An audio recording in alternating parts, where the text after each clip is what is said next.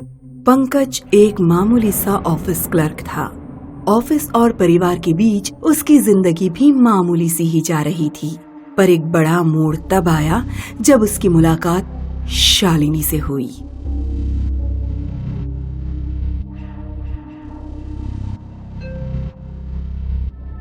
ओह, इतनी रात को किसका मैसेज? शालिनी? मेरे फ्रेंड लिस्ट में कोई शालिनी नहीं है। Hi. Can you give me your phone number please? ये तो डायरेक्ट फोन नंबर मांग रही है।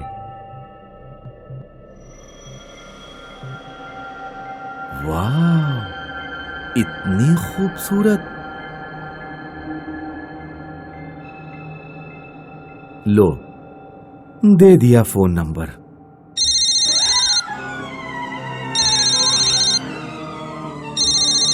Hello Pankaj, Shalini here.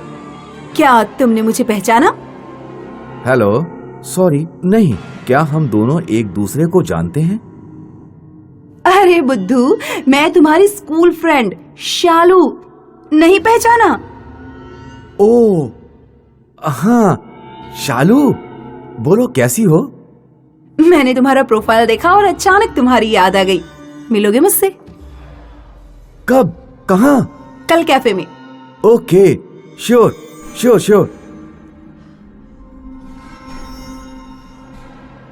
और इस तरह पंकज शालिनी के मीठे सपनों को संजोकर सो गया। हाय पंकज। वाह, ये तो प्रोफाइल फोटो से भी खूबसूरत है। तो यूं शुरू हुई पंकज और शालिनी की प्रेम कहानी। दोनों एक दूसरे से जल्द ही घुल मिल गए और उनका रोमांस बढ़ने लगा। और फिर एक शाम। शालिनी, अब शायद वक्त आ गया है कि हम आगे का सोचें। आगे का मतलब? हम 4 महीने से एक दूसरे को मिल रहे हैं और मैं जान गया हूं कि मैं तुम्हारे बिना नहीं रह सकता। क्या तुम क्या क्या कहना चाहते हो? क्या तुम मेरे साथ शादी करोगी? ओह, सॉरी। अरे करूंगी बुद्धू, जरूर करूंगी। तुमसे नहीं तो क्या इस नारियल से शादी करूंगी। अगले ही महीने शादी की तारीख तय हो गई और जल्द ही विवाह संपन्न हुआ। पंकज की खुशी आसमान छू रही थी।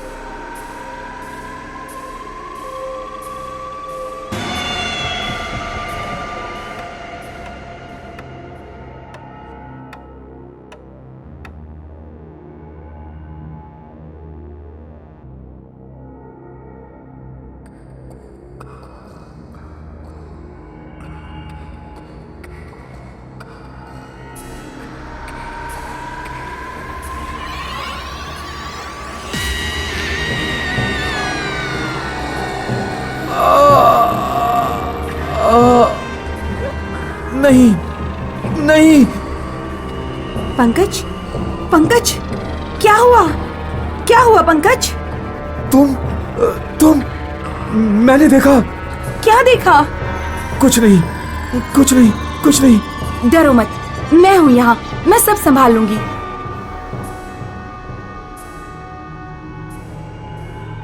पंकज, तुम यहाँ? क्या हुआ? अरे गीता, इतने सालों बाद? हाँ, स्कूल के इतने सालों बाद। बोलो कैसे हो? सुना तुम्हारी शादी हो गई। कौन है वो? अरे वो बस। अरे कौन है, मुझे भी बताओ। लव मैरिज है क्या? हाँ, ऐसा ही है कुछ। वो हमारे स्कूल में थी ना, मैं तब उसे ठीक से नहीं जानता था। स्कूल में? क्या नाम है? शालू। शालिनी। शालिनी? क्या हुआ? पर ये कैसे हो सकता है? क्या तुम्हें नहीं मालूम? शालिनी तो बहुत साल पहले मर गई, रोड एक्सीडेंट में। मर गई? क्या कह रही हो? सच में? अब तुम्हें नहीं पता? तो वो मेरे घर पर है। वो कौन है?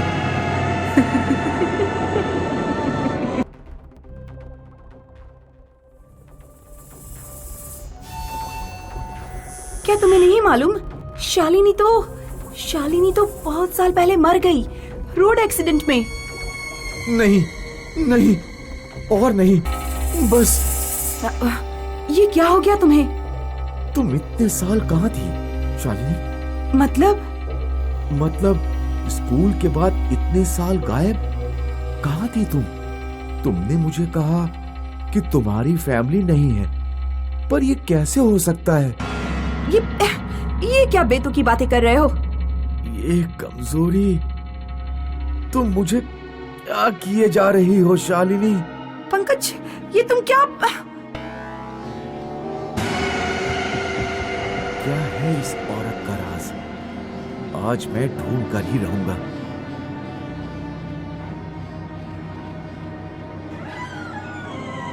ये तो किसी के बाल और नाखून हैं। ये तुम क्या कर रहे हो? ये क्या है? तो तुमने ये देख ही लिया। क्या तुम एक रात और नहीं रुक सकते थे? एक रात? बस एक ही रात है महीना पूरा होने में। पर ये क्या? ये नाखून और बाल किसके हैं?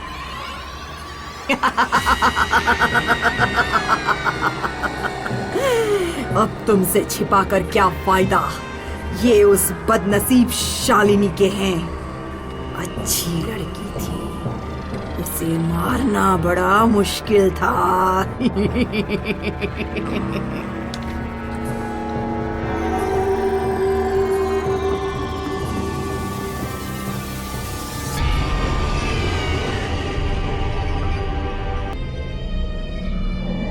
डरो मत पंकज, डरो मत। मैं हूँ तुम्हारी पत्नी। नहीं, प्लीज मुझे छोड़ दो। मैंने तुम्हारा क्या बिगाड़ा है?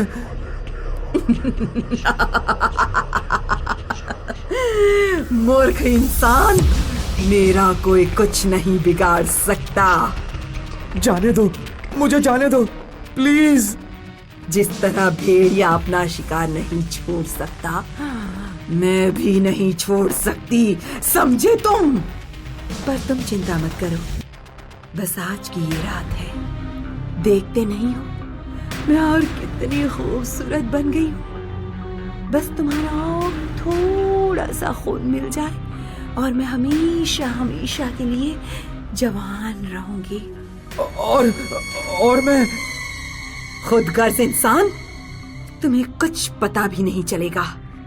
जैसे इतनी रातें मैं तुम्हारा खून पीती गई, बस उसी तरह सिर्फ तुम आंखें बंद करो और सो जाओ।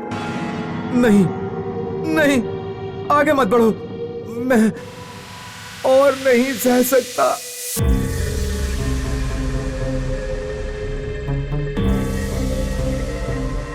बस यही वक्त है।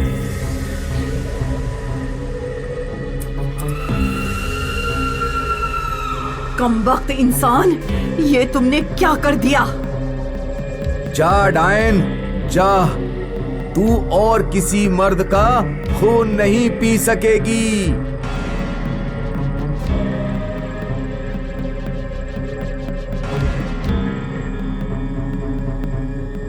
गई, चली गई, हो गई डायन की कहानी खत्म।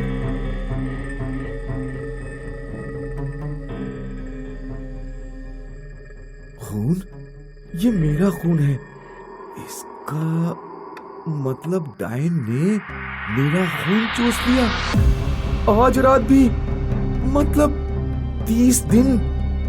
डायन ने अपने 30 दिन पूरे कर लिए।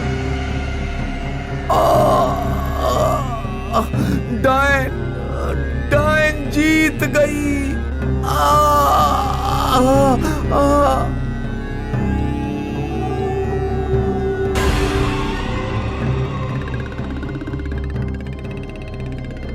मैंने कहा था ना कि मेरा कोई कुछ नहीं बिगाड़ सकता।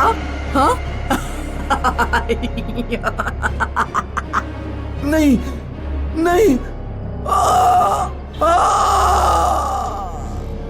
और इस तरह एक और मर्द को अपना शिकार बनाकर डायन रात के अंधेरे में लुप्त हो गई। पर जल्द ही उसे एक और मर्द की जरूरत पड़ेगी। जल्द ही वो फिर शिकार पर निकलेगी। क्या आप सावधान हैं?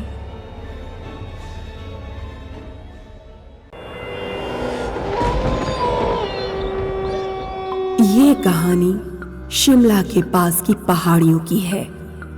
150 साल पहले यहाँ मेजर वॉल्टर नाम के एक ब्रिटिश मेजर ने एक हवेली बनाई थी। उसका नाम था कैप्टन हाउस। मेजर वॉल्टर बड़े सख्त इंसान थे। लोग उनसे काफी डरते थे। शिमला और आसपास के शहरों में भी उनका बड़ा दबदबा था।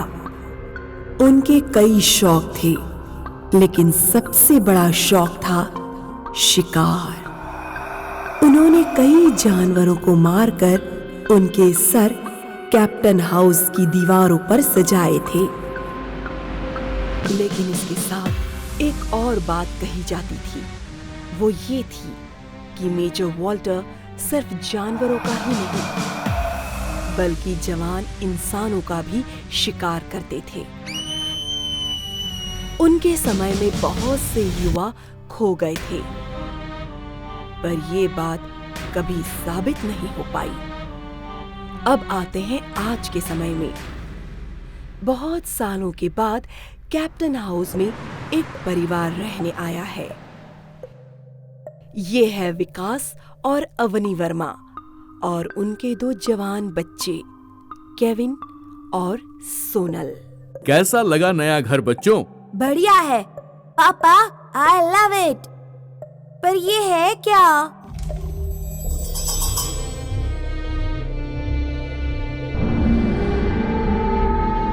ये मेजर वॉल्टर हैं, जिन्होंने ये हवेली बनाई। वो यहाँ रहते थे। कहते हैं वो शिकारी थे, बहुत फेमस थे वो। और बहुत घमंडी भी। कौन अपना स्टैचू बनवाता है इस तरह? खैर, अंदर चलो अब। वाह, कितना मस्त बड़ा हॉल। ये क्या? डरो नहीं सोनल, पुराने जमाने में ऐसे जानवरों के सर घर में लटकाया करते थे। इससे पुराना घर तुम्हें नहीं मिला? तुम भी ना, नए घर में आकर एंजॉय करना भी नहीं आता।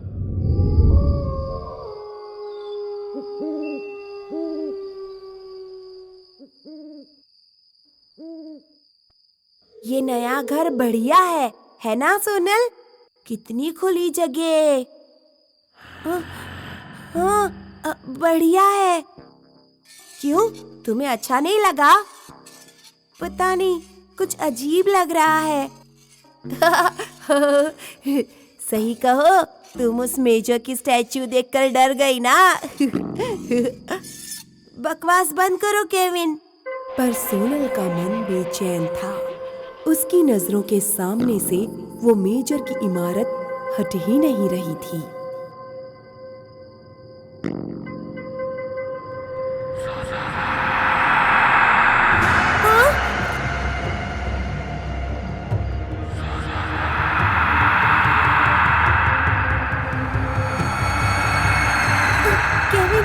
केविन, उठो, बाहर कोई है। अरे सोने दो, पापा या मम्मी होंगे, जाकर देख लो।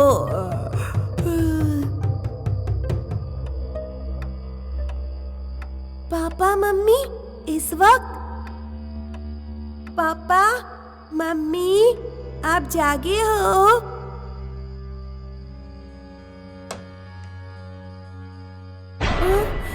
पापा मम्मी तो सो रहे हैं।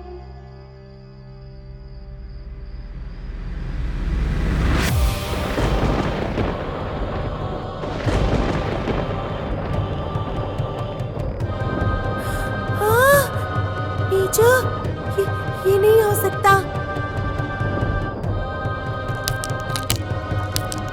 नहीं, नहीं।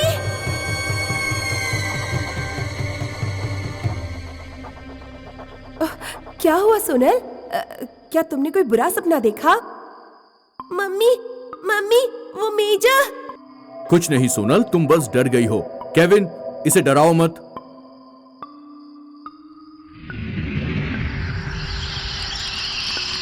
पर सोनल को पता था कि ये उसका भ्रम नहीं था। जैसे दिन बीतते गए, उसे मेजर वॉल्टर हर जगह दिखने लगा। बाहर गार्डन में, कभी स्टडी रूम में, और हर रात उसे मेजर वॉल्टर की आवाज सुनाई देती। वो दुबक कर अपनी रजाई में सो जाती, पर उसे लगता था कि मेजर वॉल्टर उसे हर वक्त देख रहे हैं। पर वो किसी से ये बात कहती तो वो उसका मजाक उड़ाते, इसीलिए वो किसी से कह भी नहीं पाती। और फिर एक दिन केविन का दोस्त अंकुर उसके घर रहने आया। तुम लोग इस हवेली में रहते कैसे हो? मुझे तो अच्छा लगता है, पर इस सोनल की तो टाई टाई फिस हो गई है। ऐसी बात नहीं है केविन, ये हवेली है ही डरावनी। क्या तुम्हें नहीं पता मेजर वॉल्टर के बारे में? क्या क्या बताओ ना। हाँ हाँ पता है, वो शिकारी थे, पर वो सिर्फ जानवरों का शिकार नहीं करते थे। तो लोग कहते हैं वो हम जैसे जवान लोगों का भी शिकार करते थे। ये बात सुनकर सोनल के तो होश उड़ गए। क्या बकवास कर रहे हो अंकुर? तुम भी सोनल की तरह बेतुकी बातें कर रहे हो। चलो सो जाते हैं।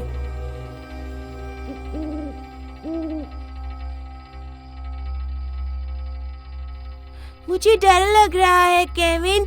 अंकुर, वो मेजर जवान लोगों को मारता था, वो हमें भी मार डालेगा। अरे बस बातें हैं, मुझे कहनी ही नहीं चाहिए थी। सोनल, तुम जैसे फट्टू इस पूरी दुनिया में नहीं होगी। सो जाओ चुपचाप।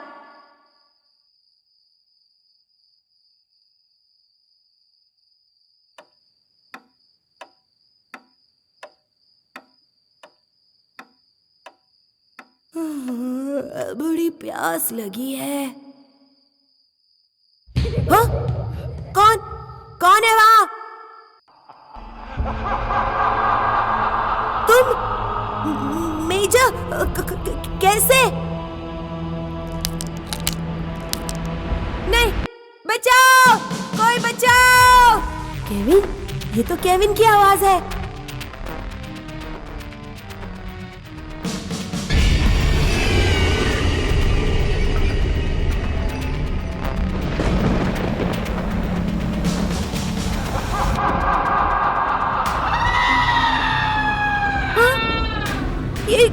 ये क्या था? केविन, अंकुर,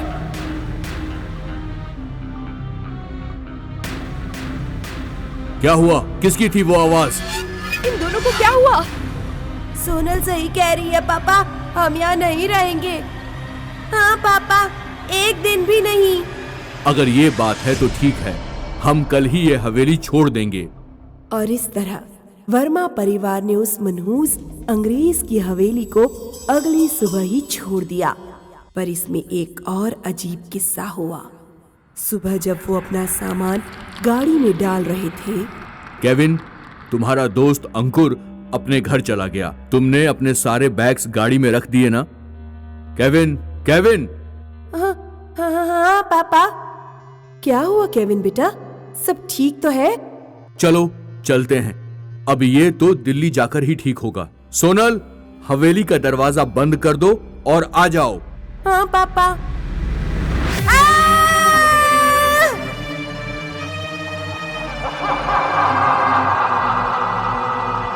क्या हुआ सोनल? क्या हुआ? तुमने क्या देखा सोनल? बोलो, तुमने क्या देखा?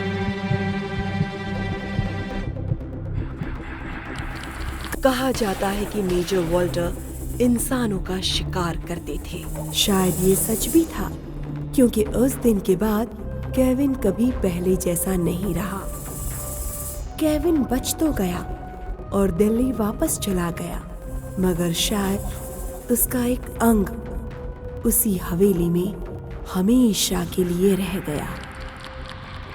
सोनल को मेजर वॉल्टर ने क्यों कुछ नहीं किया, ये हमें कभी पता नहीं चलेगा। पर क्या सोनल वाकई में ठीक है? और अंग्रेज की हवेली एक और बार बंद हो गई और उसके रहस्यमयी राज भी उसके साथ उसके सीने में बंद हो गए।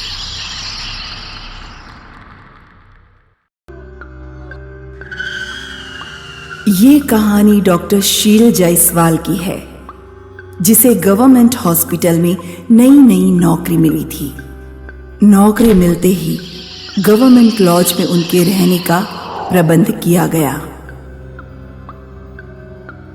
वाह, क्या पुराना घर है। नमस्ते डॉक्टर बाबू।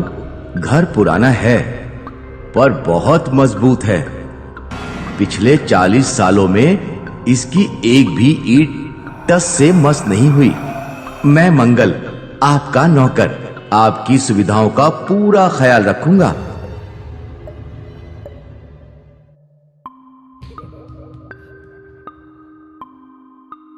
घर तो बहुत साफ सुथरा रखा है। जी, पिछले डॉक्टर बाबू अब परसों ही रवाना हुए हैं। हाँ, डॉक्टर प्रसाद।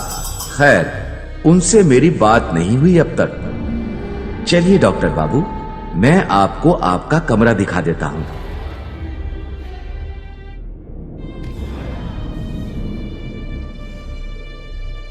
चलो, बढ़िया है।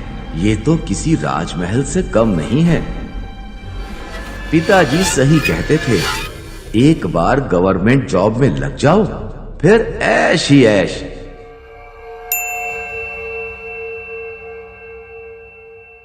आपने बुलाया डॉक्टर बाबू?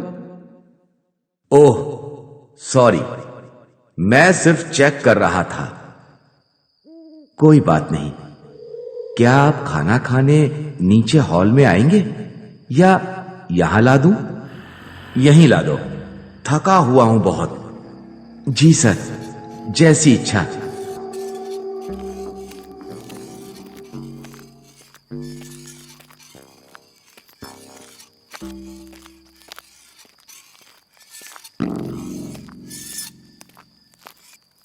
ये लीजिए आपका खाना।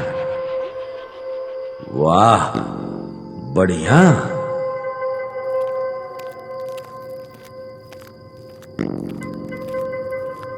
शायद राजा महाराजा ऐसे ही खाते होंगे पुराने जमाने में। वो क्या था?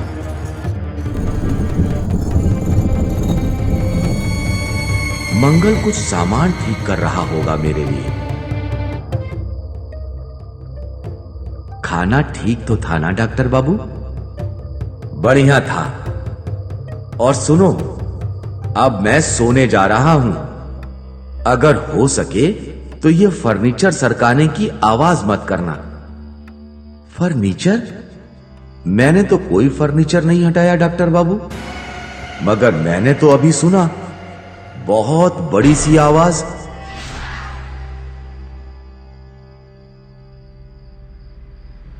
क्या हुआ? कुछ नहीं डॉक्टर बाबू, आप सो जाइए। मैं ये खिड़की बंद कर लेता हूं और पर्दा गिरा देता हूं। पर्दा क्यों गिरा रहे हो? पूरा अंधेरा हो जाएगा यहां। सर, मेरी मानिए तो गिरा लीजिए। नहीं, रहने दो। ठीक है, जैसी इच्छा। पर डॉक्टर बाबू, आप अब सो जाइए और चाहे कोई आवाज आए, आप खिड़की से बाहर मत देखिए।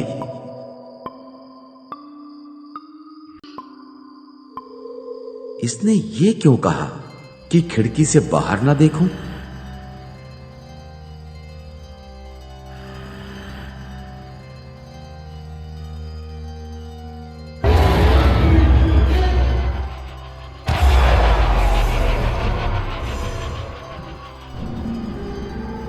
उफ, ओह, ये आवाजें कौन कर रहा है अब? ओह, कल ही पूरा इलेक्ट्रिक सर्किट चेक करवाऊंगा। इन पुराने घरों का ऐसा ही है। अब ये बर्नौल कहां है?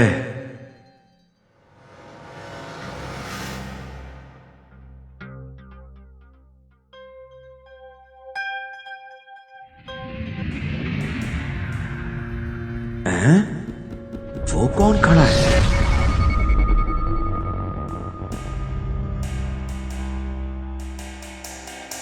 तुम कौन हो भाई? रात के 2 बजे यहां क्या कर रहे हो?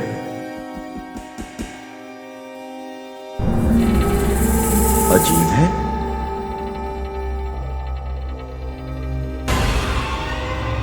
खिड़की मत खोलिए डॉक्टर बाबू। मगर वो आदमी नहीं है डॉक्टर बाबू। तो क्या वो पुतला है डॉक्टर बाबू? एक जिंदा लाश।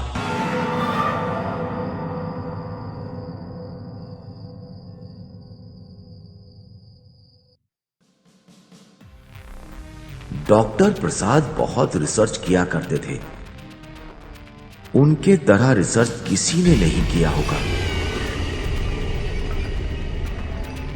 वे कब्रिस्तान से लाशें ले आते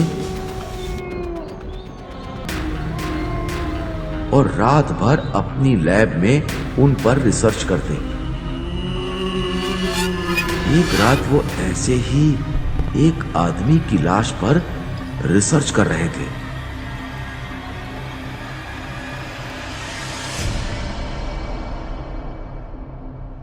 बड़ा बदकिस्मत आदमी है बेचारा। 30 साल का भी नहीं होगा जब मरा। डॉक्टर बाबू, मौत उम्र पर तुम कौन हो और यहां क्या कर रहे हो?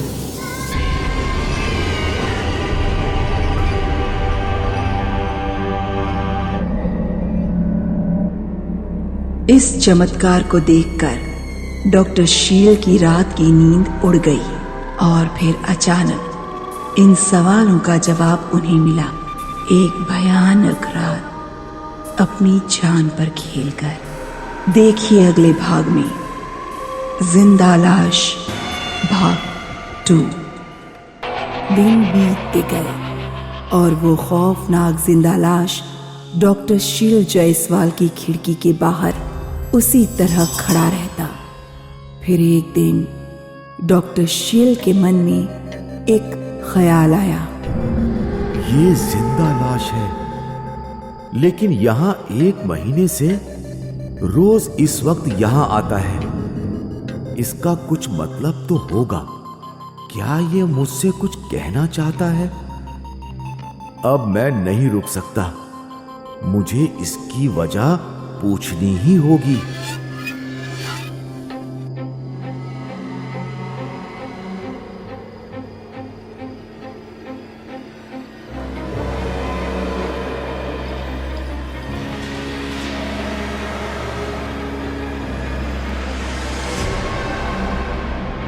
भाई, तुम कौन हो?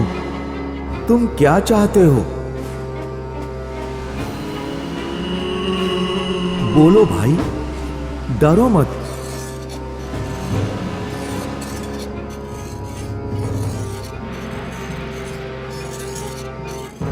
तुम अंदर आना चाहते हो? आओ, आ जाओ।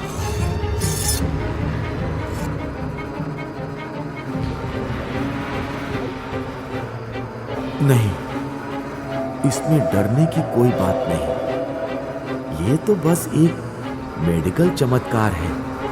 ये बात दुनिया को पता चलनी चाहिए। संभल कर, संभल कर। नहीं, नहीं, नहीं, मैं तुम्हारा दोस्त हूं।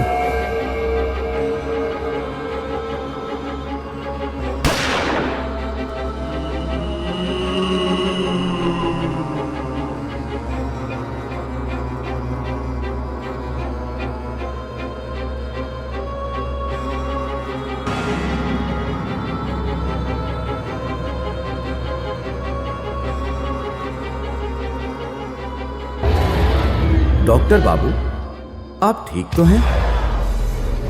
ये तुमने क्या किया मंगल? वो आपकी जान ले लेता डॉक्टर। नहीं, उसे कुछ चाहिए, पर अब तुमने उसे घायल कर दिया है। वो खूंखार बन चुका है।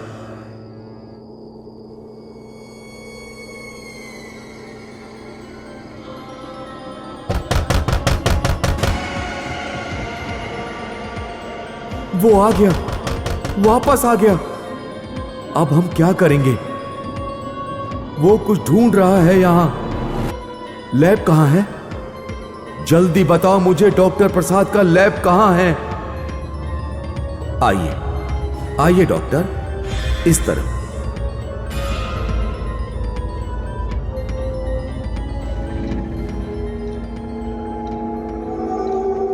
ढूंढो, कुछ तो होगा।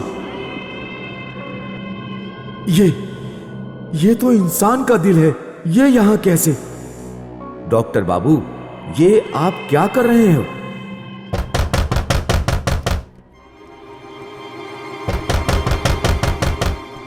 दरवाजा मत खोलिए डॉक्टर बाबू।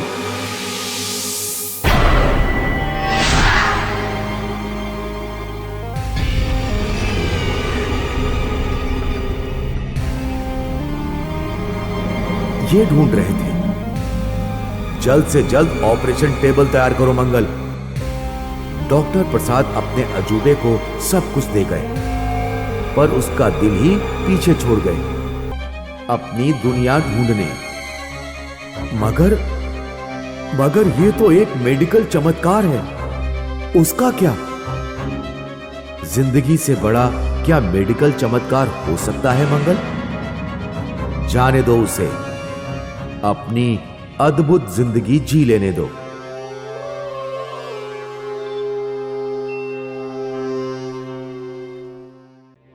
हमारी दुनिया में कुछ ऐसी घटनाएं होती हैं जिन्हें हम चाहकर भी समझ नहीं पाते। उनकी जड़ तक पहुंचना हमारे मानवीय दिमाग के परे होता है। ये कहानी, जो एक सत्य कथा पर आधारित है, एक ऐसी ही कहानी है। सुमित ने बड़ी मेहनत के बाद एक नए शहर में अपना करियर शुरू किया था। वो जवान था और बहुत अक्लमंद और होनहार। उसके हुनर और काबिलियत की वजह से वो रोज एक नई मंजिल तय करता। वाह, क्या प्रेजेंटेशन दिया है तुमने सुमित। क्लाइंट्स को तुमने खुश कर दिया। इस महीने तुम्हारी तरक्की पक्की। अब तुम्हें मैनेजर बनने से कोई रोक नहीं सकता। सर, आपने जो मुझ पर भरोसा किया है उसके लिए शुक्रिया। भरोसा काबिलियत पर ही किया जाता है। तो बताओ, नया घर कैसा लगा? बढ़िया है सर, सब आपकी कृपा है। सुमित ने इस नए शहर में एक नया घर खरीद लिया था। वहां एक नौकर प्रकाश उसके साथ रहता था और घर की देखभाल करता था। आ गए साहब, खाना लगा दिया है। शुक्रिया प्रकाश, खाना खाकर सीधे सो ही जाऊंगा। बहुत थक गया हूं मैं।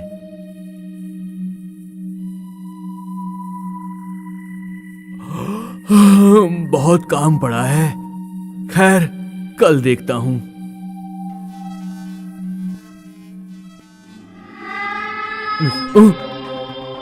कौन है? अजीब है, बस वहम ही होगा। चलो सो जाता हूं। अरे साहब, अब तक सो रहे हैं? अरे साहब, उठ जाइए। साहब, आपके ऑफिस जाने का टाइम हो गया है। साहब, इतनी देर तक सोया मैं? काफी देर हो गई। खैर प्रकाश, कल रात आप मेरे कमरे में आए थे क्या? मैं नहीं तो साहब। फिर पता नहीं मुझे ऐसा क्यों लगा कि साहब, आप बहुत थक गए हैं। आपके जितना काम कोई नहीं करता। सेहत के लिए इतना काम करना ठीक नहीं होता। आज रात आप जल्दी आकर सो जाइएगा साहब। क्या देख रहे हो प्रकाश? ये देखिए साहब, ये बाल आपके कमरे में कैसे आया? ये तो कोई औरत का बाल है, मगर क्या आपके साथ कोई औरत थी यहां? नहीं तो प्रकाश, ये कैसे हो सकता है? तुम्हें इस महीने का कोटा पूरा करना है, तुम समझ गए सुमित? जी सर, बिल्कुल।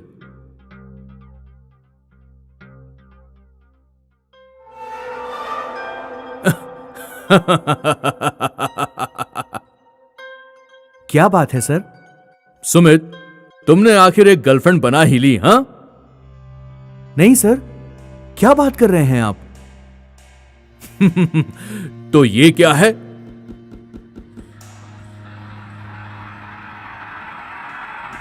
ये सर, पहले भी मुझे नहीं पता सर। खैर, कोई बात नहीं सुमित, तुम जवान हो, ये सब तो चलता ही रहता है, हाँ?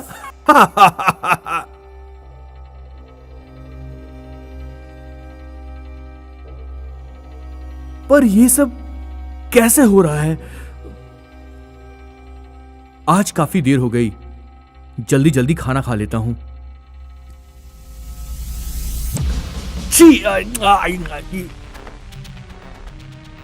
ये क्या है?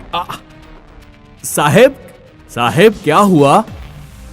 हे भगवान, साहेब ये क्या हुआ?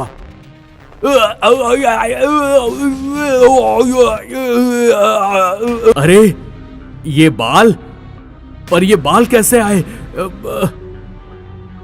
ये बाल, ये किसके बाल हैं? ये हर जगह क्यों हैं? साहेब संभालिए अपने आप को साहेब, साहेब।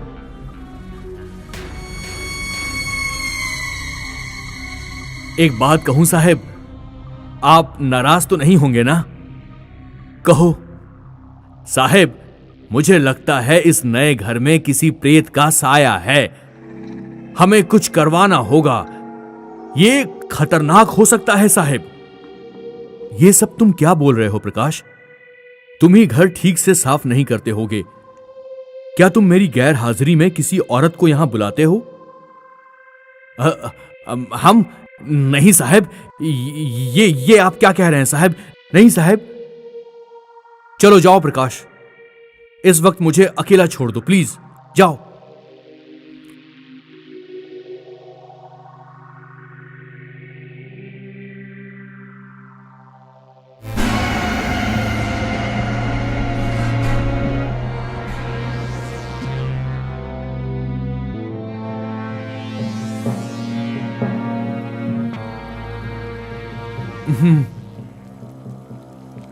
फिर से देर हो गई। ये क्या?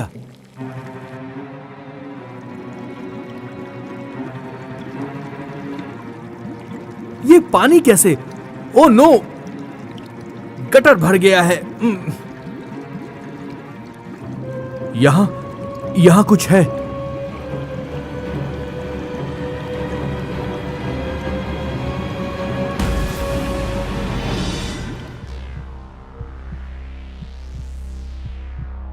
ये सब क्या हो रहा है मेरे साथ? वो बाल, वो औरत। फिक्र मत करो साहेब, मैं यही हूं, मैंने आपको बचा लिया। डॉक्टर अभी आपकी पट्टी करके चले गए हैं। पर वो क्या?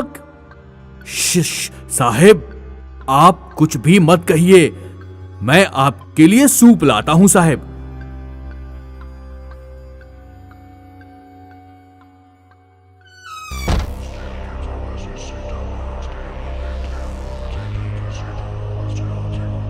प्रकाश, प्रकाश, प्रकाश! नहीं, नहीं, नहीं, ये क्या है?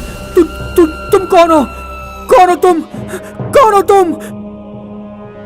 मुझे नहीं पहचाना सुमित?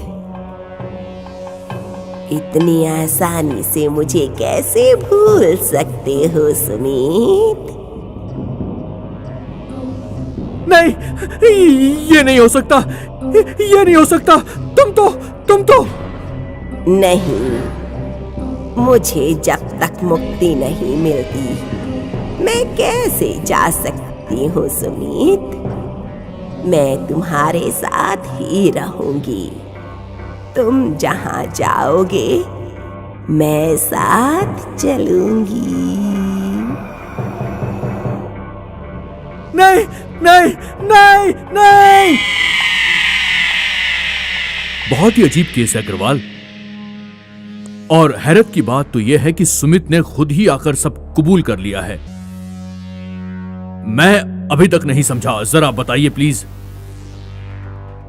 देखिए मिस्टर अग्रवाल, सुमित आपके ऑफिस का सबसे होनहार एम्प्लॉय जरूर होगा, पर वो एक खूनी है। ऐसा वैसा खूनी नहीं, अपनी सगी मां का खूनी। क्या? 3 साल पहले जब वो अपनी बीमार मां के साथ गांव में रहता था, उसे लगने लगा कि मां की बीमारी उसे वहां बांध कर रख रही है। एक रात उसने एक प्लान बनाया। वो अपनी मां को गांव के एक दलदल में ले गया और वहां उसने अपनी मां को दलदल में ढकेल दिया। क्या कह रहे हैं आप? सच में?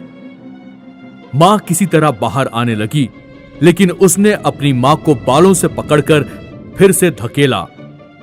इस बार वो बाहर नहीं आ सकी। बस मां के कुछ बाल जो उसके हाथ में थे वो चिपक गए। उसके अलावा उस औरत का कुछ भी नहीं बचा। मैं यकीन ही नहीं कर सकता। करना पड़ेगा। सुमित ने ही हमें यह सब कुछ बताया है। और उस दलदल में हमें उस बेचारी औरत की हड्डियां भी मिल गई हैं। पर कुदरत का कानून भी देखिए। मां ने किसी तरह से अपने बेटे से अपना जुर्म कबूल करवा ही लिया। और इस तरह एक औरत ने मरने के 3 साल बाद भी अपने कातिल को सजा दिलवा ही दी, चाहे वो उसी का बेटा ही क्यों ना हो।